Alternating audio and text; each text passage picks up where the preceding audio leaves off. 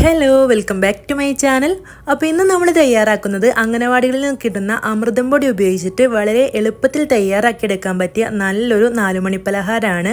സ്കൂളിൽ ഇട്ട് വരുന്ന മക്കൾക്കൊക്കെ വളരെ ഈസി ആയിട്ട് തയ്യാറാക്കി കൊടുക്കാൻ പറ്റും. അപ്പോൾ നിങ്ങൾ ഇതിനു മുമ്പ് ഇതുപോലെ തയ്യാറാക്കി നോക്കിയിട്ടില്ലെങ്കിൽ ഒരു തവണ എന്തായാലും ഉണ്ടാക്കി നോക്കാൻ മറക്കരുത്. നല്ല ടേസ്റ്റാണ്, അതുപോലെ തന്നെ നല്ല ഹെൽത്തിയാണ്. അപ്പോൾ നമുക്ക് എങ്ങനെയാണ് തയ്യാറാക്കുന്നതെന്ന് കണ്ടു നോക്കാം.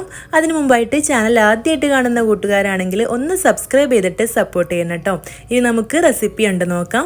ഇതിന് വേണ്ടി ഒരു പാന് ഗ്യാസ് സ്റ്റോപ്പിൽ വെച്ച് കൊടുത്തിട്ട് അതിലേക്ക് 1.5 ടീസ്പൂൺ നെയ്യ് ഒഴിച്ചു കൊടുത്തിട്ടുണ്ട്. നെയ്യ് ഒന്ന് ചൂടായി കഴിയുമ്പോഴേക്ക് 1 കപ്പ് അമൃതം പൊടിയാണ് ചേർത്ത് കൊടുക്കുന്നത്.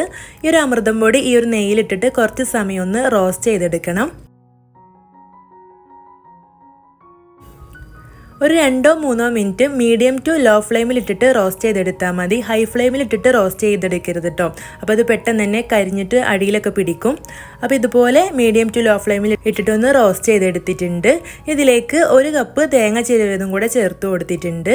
ഈ ഒരു തേങ്ങ ചിരവിയതും കൂടെ ചേർത്ത് വീണ്ടും നന്നായിട്ടൊന്ന് ഇളക്കി കൊടുത്ത് മിക്സ് ആക്കി എടുക്കാം.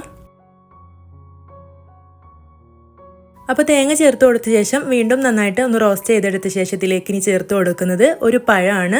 ഒരു നേന്ത്രപ്പഴം ചേർത്ത് കൊടുക്കുന്നുണ്ട്. ഇതുപോലെ ചെറുതായിട്ടൊന്ന് കട്ട് ചെയ്തിട്ട് ചേർത്ത് കൊടുക്കുകയാണ്.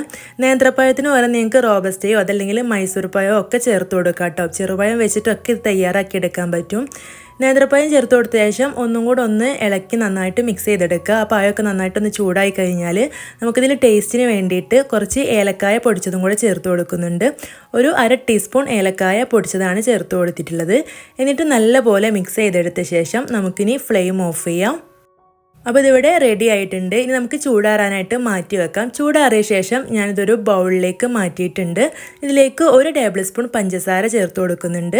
പഞ്ചസാര ഓപ്ഷനിലാണ് കേട്ടോ. ഈ ഒരു അമൃതം പൊടിയും പഴവും ഒക്കെ നല്ല മധുരം ഉണ്ടാവും. അപ്പോൾ നിങ്ങൾക്കൊന്ന് ടേസ്റ്റ് ചെയ്ത് നോക്കിയിട്ട് മധുരം വേണമെന്നുണ്ടെങ്കിൽ മാത്രം പഞ്ചസാര ചേർത്ത് കൊടുത്താൽ മതി. ഞാനിവിടെ 1 ടേബിൾ സ്പൂൺ ചേർത്ത് കൊടുത്തിട്ട് നന്നായിട്ടൊന്ന് കുഴച്ചെടുക്കുകയാണ്. ആ പഴമൊക്കെ ഒന്ന് നന്നായിട്ട് കുഴച്ചെടുക്കുക. അപ്പോഴാണ് നമുക്കിത് ഇഷ്ടമുള്ള ആകൃതിയിൽ ഷേപ്പ് ചെയ്തെടുക്കാൻ പറ്റുള്ളൂ.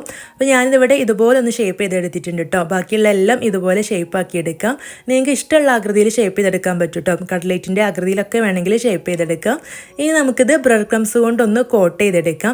അപ്പോൾ ഈ ഒരു പഴമൊക്കെ നന്നായിട്ട് തന്നെ ഒട്ടിപ്പിടിച്ച് നിൽക്കുന്നതുകൊണ്ട് ഇതുപോലെ നേരിട്ട് തന്നെ ബ്രെഡ് ക്രംസ് വെച്ചിട്ട് ഇതുപോലെ ഒന്ന് കോട്ട് ചെയ്തെടുത്താൽ മതി. അപ്പോൾ ഞാനിവിടെ മുഴുവനായിട്ടും ഇതുപോലെ ബ്രെഡ് ക്രംസ് വെച്ചിട്ട് കോട്ട് ചെയ്തെടുത്തിട്ടുണ്ട്. ഇനി ചൂടായ ഓയിലിലേക്ക് ഇട്ടിട്ടൊന്ന് ഫ്രൈ ചെയ്തെടുക്കണം. അപ്പോൾ ഫ്രൈ ചെയ്തെടുക്കുന്ന സമയത്ത് ശ്രദ്ധിക്കേണ്ടത് ഒരുപാട് ഹൈ ഫ്ലെയിമിൽ ഇട്ടിട്ട് നന്നായിട്ട് തിളച്ച് കഴിഞ്ഞാൽ ഇത് പൊട്ടിപ്പോകാൻ സാധ്യതയുണ്ട്. അതുപോലെ തന്നെ ഒത്തിരി ലോ ഫ്ലെയിമിലായാലും ഇത് എണ്ണയൊക്കെ കുടിക്കാൻ സാധ്യതയുണ്ട്. അപ്പോൾ മീഡിയം ഫ്ലെയിമിൽ തീ ഒന്ന് കൺട്രോൾ ചെയ്തിട്ട് വേണം ഇതൊന്ന് ഫ്രൈ ചെയ്തെടുക്കാൻ. അപ്പോൾ ഇത് എണ്ണയിലേക്ക് ഇട്ടെടുത്ത ഉടനെ തന്നെ ഇതിൽ ബ്രെഡ് ക്രംസ് ഒക്കെ കുറച്ചൊന്ന് എണ്ണയിലേക്ക് ആവും. നമ്മൾ കട്ട്ലേറ്റൊക്കെ ഫ്രൈ ചെയ്തെടുക്കുമ്പോൾ ആവുന്ന പോലെ തന്നെ കുറച്ചൊന്ന് ബ്രെഡ് ക്രംസ് ഒന്ന് ഇതിൽ നിന്ന് പോകും കേട്ടോ. എന്നിട്ട് തിരിച്ചു മറിച്ചൊക്കെ ഇട്ട് എല്ലാ വശവും ബ്രൗൺ നിറായി കഴിയുമ്പോൾ ഇതുപോലെ എണ്ണയിൽ നിന്ന് കോരി മാറ്റാം. ബാക്കിയുള്ളതും ഇതുപോലെ തന്നെ ഫ്രൈ ചെയ്തെടുക്കാം. അപ്പോൾ നല്ല ടേസ്റ്റി ആയിട്ടുള്ള എളുപ്പത്തിൽ തയ്യാറാക്കിയെടുക്കാൻ പറ്റിയ ഈ ഒരു പലഹാരം നിങ്ങൾ എന്തായാലും ഉണ്ടാക്കി നോക്കണം. എന്നിട്ട് നിങ്ങളുടെ അഭിപ്രായം മറക്കാതെ കമൻ്റായിട്ട് അറിയിക്കണം. വീഡിയോ ഇഷ്ടമായിട്ടുണ്ടെങ്കിൽ ലൈക്ക് ചെയ്യണം, സബ്സ്ക്രൈബ് ചെയ്യണം.